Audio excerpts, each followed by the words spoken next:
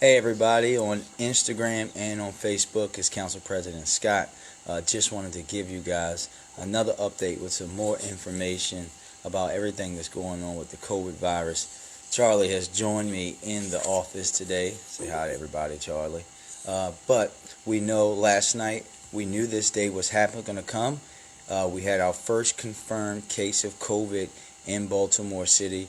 We now know that it was a 60-year-old man, and the gentleman, we just hope that he is okay, and we know he's being quarantined. But again, when we knew this was coming, this is a day that we knew was going to come, and we all going to expect that more cases are going to be discovered in the city of Baltimore. So as this happens, we have to still stay together. It's the most important thing that Baltimoreans can do right now is stay together, but also, again, to protect ourselves at all costs. So we know we went through yesterday about the hand washing and hand sanitizer, not being in groups, keeping social distances, but there are things that we can also do to prevent the spread. We should not, at all costs, we should not be going out to bars and the restaurants and clubs. We should be staying at home, making sure that we're not spreading this disease, because you may not get a severe case of it, but you could pass that on to a senior citizen or someone with a pre-existing condition that can damage them and cost them their life. We have to be responsible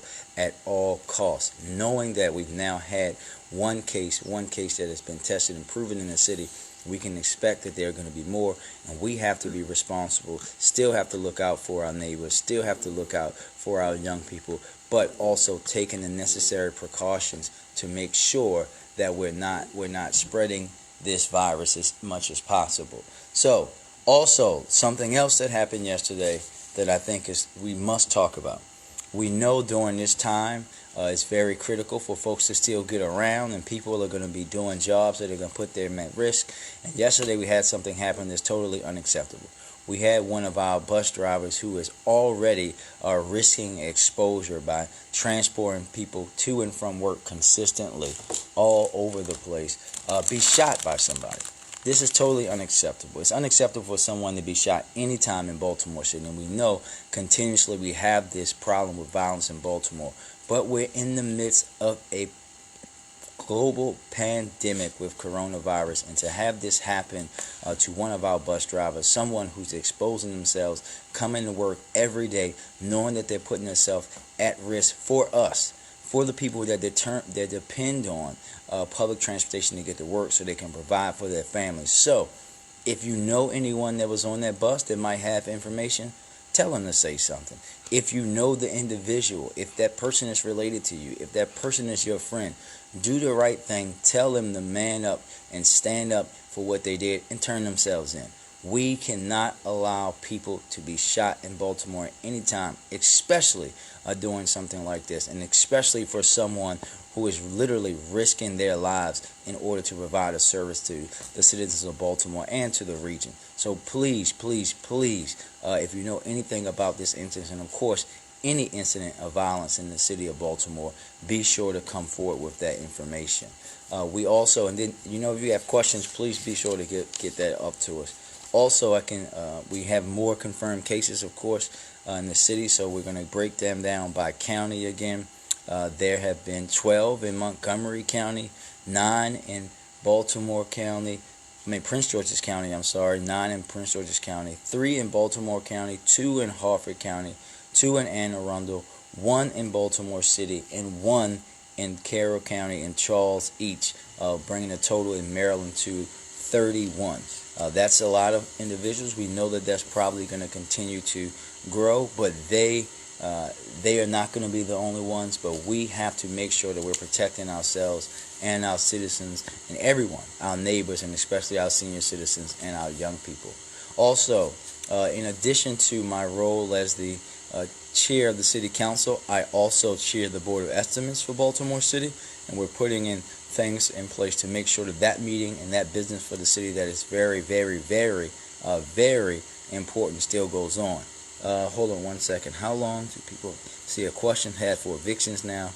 So evictions right now are off the table. The sheriff's office announced and the mayor's office announced late last week that they will not be doing evictions for right now. So Chef Don, if you want to get more information about that, send us a direct message and we will get you the information. But they will not be doing evictions right now doing this. And also we know the BGE won't be doing turn-offs. There will be no water turn-offs, and BGE also will not be doing any late fees during this time of this crisis. So to go on with the Board of Estimates, the Board of Estimates meeting is going to go on Wednesday, this Wednesday morning at 9 a.m. But we're going to make sure that everybody in the room is sitting. The board members are going to sit in appropriate social distance from each other. Only essential staff are going to be into the board. Also, we're going to make sure that the seating arrangements, right? We're going to block off every other seat so that no one can sit in an inappropriate manner with each other. This is what we're going to do to make sure that the board is safe. We're also going to conduct the pre-meeting for the Board of Estimates in another larger room that would allow for us to practice the safe social distancing that we know that we need. In addition, members of the public and the press are encouraged to watch the live stream for the Board of Estimates on Charlton TV's live stream or on Comcast TV 25 if you live in the city. We will have hand sanitizer that will be made available at the entrance of the Board of Estimates room prior to and during every Board of Estimates meeting. And we're going to be working with the Department of General Service to ensure the proper cleaning of the Reeves and Board of Estimates room before and after the meeting is over. These are things that we have to do. This business must go on for the city, but we're going to continue to make sure that we're doing these things with the best practices so people can be safe. There were some new updates from the mayor's office today. I want to share those things with you guys as well. We know that all senior and rec centers are going to be closed. The centers will be kept open as food distribution centers.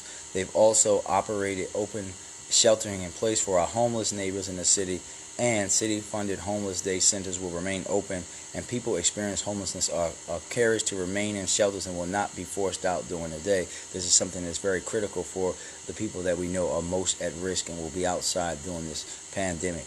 The city of Baltimore, we will only be accepting payments online, by mail, or in limited cases by phone.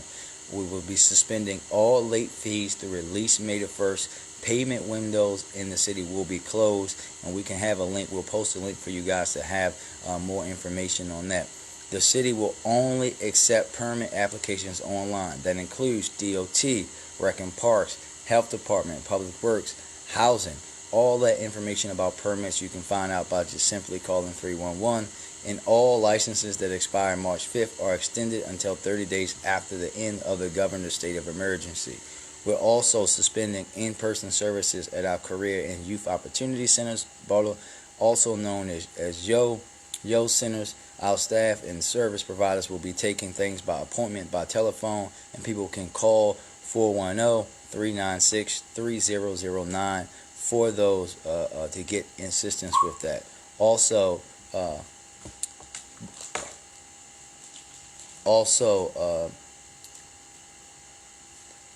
we're going to also be moving a lot to telework. We're going to make sure that we're protecting our city workers. By any and everybody that can telework will be teleworking in the city. We know that that's a way to also keep us safe, and we know that we have to be sure to make sure that while the city business must go on, that we also know that we have to protect our workers as well. We're going to do that as well, because we know that this is something that we will make it through, but we're only going to make it through together. And so that's just a bunch of information. I want to stop for a second and take any questions that anyone might have. So I know that someone asked particularly about suspending rent.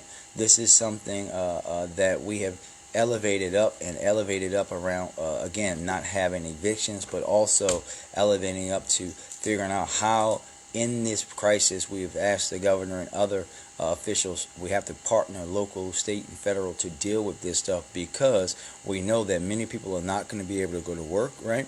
And when you can't work and you're someone who's working on an hourly basis and your income is tied to that, then that's going to impact your ability to pay your rent and other things.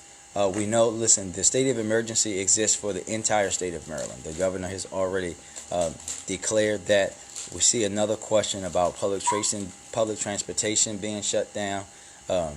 No, they're going to be taking precautions right now with public transportation, and we can again put up the information about how MTA is going to be cleaning all of these things so that you're safe at all costs. Again, all fees are going to be waived. Someone said something about at least waive the eviction fees. They're going to be not doing evictions at all right now. So this is something that the sheriff has already came out and said that there will not be any evictions during this crisis. Anybody else have any other questions about anything? Also, remember, if you have young people, there are 8 sites that they can get breakfast and lunch from, 4 from the city school system, and there are 40 rec centers, and there are going to be more of those food sites to come. 40 sites across the city where you can get dinner for young people while they're out of school. So you can get that information by simply going to bcrp.baltimorecity.gov, or you can find it on our Instagram page or our Facebook page as well. Yes, the buses are still there. You can ride the bus all day, every day. Their buses have not been shut down. People are still riding the buses. We want people to be able to get to work. Any other questions, anybody? So again, someone asked about the homeless people. So our homeless shelters, we're going to have shelter in place. We're opening our homeless shelters. People are not being pushed out of the homeless shelters. They can stay inside those homeless shelters. So we know how we have to protect them as well. All right. So someone said, is the state exploring a plan for assistance for hourly workers? So thank you for that, Village of Violetville. We actually sent that kind of notification, the majority of the city council, about specifics about that, right? About how we're going to help these hourly workers, how we're going to help people who can't pay their mortgage or their rent, how we're going to help people whose health insurance is dependent on how many hours they work. And what we've also asked is figuring out how we can work with the Small Business Administration to also get help from people who are dealing with those kind of issues from the business side. We are still going to be waiting to hear back about that information, but trust and believe that we're going to continue to get that. Let's see here. Someone asked about recreational activities. Rec centers are closed starting tomorrow. If we cannot have groups of young people inside our schools, we cannot have them inside our rec centers, right? That's what we know that we cannot have. We can, because that is a petri dish to allow the spread of this disease. So we're going to continue. What we want people to do is figure out ways to come together as a community. This is something that's also important. Figure out ways how to keep our young people engaged. Also, remember, they all have work to do from school. That should be the number one focus for all of us adults, making sure that we're helping our neighbors, especially if you have young people who live next to you. You know your neighbor is going to have to be at work, making sure that you're stepping up to step in to help those young people with that work, but also figuring out creative ways to keep young people's minds and keep them active, because we cannot have large groups of them convening. We want them also to practice social distancing, but we also want to keep their minds sharp and their bodies sharp as well. Let me see. There were some more questions here. Yes. So also remember, seniors are most at risk for this. Seniors and people with preconditions. This is why it's critical for those of us who are not at the most risk to practice the social distancing and understand that that's the new norm, because you may not get very sick.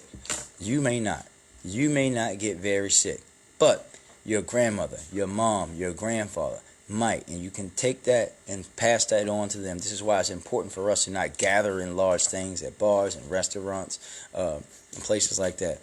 Listen, again, the governor has already said that any meetings 250 and above are actually, if you violate that right now, that order, that is a violation of the law. So that means if your church has that many people, if your restaurant has that many people, if your club has that many people, and we also have to use our own brain, right? We have to take this seriously. If you just look how this is impacting Europe, if you just look how this is impacting other countries around the world, we cannot play with coronavirus or COVID-19. This is a serious thing that we have to take very, very, very seriously, right? So everybody, stay at home unless you have to go out. And we do not know, another question about the election. So we don't know how the election is going to be administered. This is something that I've raised concerns with elected officials from around the state and on every level. I am concerned about the ability for them to conduct the election, obviously, but also concerned about making sure that everyone who normally votes will have the right to vote, right? Because we cannot have people being ostracized, and with the amount of issues that the election board of elections has about people's addresses, I think a mail-in only vote is dangerous. But then we know the governor will be making the decision about how the election is going to proceed, if it's going to proceed as it is currently scheduled, or if it's going to be postponed. So we have to wait and see on that, and we will make sure that we update you guys with that as soon as possible. Let's see. So someone asked about closing restaurants and stores. I think that's a conversation that's going to be had, right? Because if we cannot trust people to actually not crowd in those places, that's a conversation that's definitely going to be had. It's definitely at the top of my mind. So I will say stay tuned with that, because we cannot have people. Listen, if you want to support your local bar or your local restaurant, this is what you do. You call in and you take out. Don't go there. We want those people to still be able to make money. We want you to be able to support those small businesses because they support your neighbors. But do not. And the governor actually just put something out about the casinos, so that is actually now so off the table too, because we can't have people gathering in large chunks at those places as well. Great question. No, you cannot. Someone said, "Can you vote online?" You cannot vote online. You cannot vote online in Maryland. It's not allowed in Maryland as of yet. This is something that has happened in other places, but that takes years to do, right? Yes, public transit is being cleaned. They are doing that. MTA is doing a great job of making sure that public transit is being cleaned. Also wanted to talk about something else. We know in Baltimore City there's something known as the tax sale. This was an issue that was raised to me by a citizen. I actually took that to the finance director and said I think that we should suspend tax sale. He said to me that he will confer with the mayor. I actually called the mayor earlier today and said it to him directly, and he's going to follow up after talking with the finance director, because I think that it's only right that we suspend it for the time being to make sure that we make it through this process where people are not able to come here and come to the building. Everyone whose house might be in tax sale is not going to have access to the internet, so we have to make sure. Let's see. No more info on the Baltimore City resident that was infected as of yet. That information will continue to come out as we move forward. Yes, and everyone can request a absentee ballot to vote, and you can do that right now just by going and reaching out to the Board of Elections. So you can do that right now. And for the other questions around will the case increases influence an extension of school closure? Listen, this is a public health issue. Everything that we do will be guided by the public health experts. These are the people that we have to trust. We have to trust our health department. You have to understand that we're in Baltimore. The people that are leading this effort and research around this are coming from Johns Hopkins, which is located here. We're going to have the best information in the world, and we're going to use that to guide us through this. But we have to protect ourselves and listen and heed to that information. So if they tell you, if you hear a health professional telling you not to go and do something, don't go do it. If you hear a health professional telling you how to go about understanding your symptoms and not panicking and rushing to the emergency room, but calling your physician first, letting them make the decision of if you need to be tested, even if you need to self-quarantine. That's what we have to do. Washing your hands. We're actually going to be sharing a hand washing video for me for everyone to see, because we have to take this very seriously. Baltimore is the strongest, most resilient city in the world. The Great Fire couldn't break Baltimore. The British couldn't break Baltimore. The rise in '68 couldn't break Baltimore. The unrest in '15 couldn't break Baltimore, and neither is COVID. We're going to make it through this together, but we have to listen, heed the best information, and make sure that we're working as a unit in one Baltimore as we go through. All right. So, the best way to report gatherings of 250 and over is to call the police department. Number one way to do that. That's how you should do that. All right. Any other questions, anybody?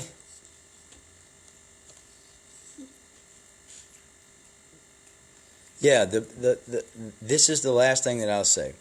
We need folks to step up and help their neighbors and their families, right? So, for example, if you know that your grandmother is ill or might have a pre-existing condition, like mine does, right? Don't allow your grandmother, your grandfather, your mother, your aunt, your cousin, your person next door to go out and get their own groceries or their own prescriptions. Do that for them. Same thing with young people who live next door to you and their parents at work. Check out and make sure that you're looking out for them and looking over them. That's what we have to do in times like this. Make sure that you're spreading the information that we have posted on our social media pages about where people can get food, where people can get services, and how they can get help, right?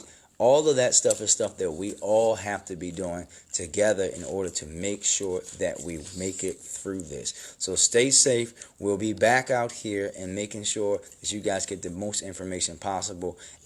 All your questions we're going to answer in due time. There going to be a lot on here. So make sure that you're looking out for your neighbors. Take care of yourselves and be safe, everybody. Yeah, any last questions? Oh, yeah, no. DM your questions. And Cal, be more, let me just be the first to point out that you know better that Poly is not greater than City or Mervo. Mervo is always going to be the best. Thank you.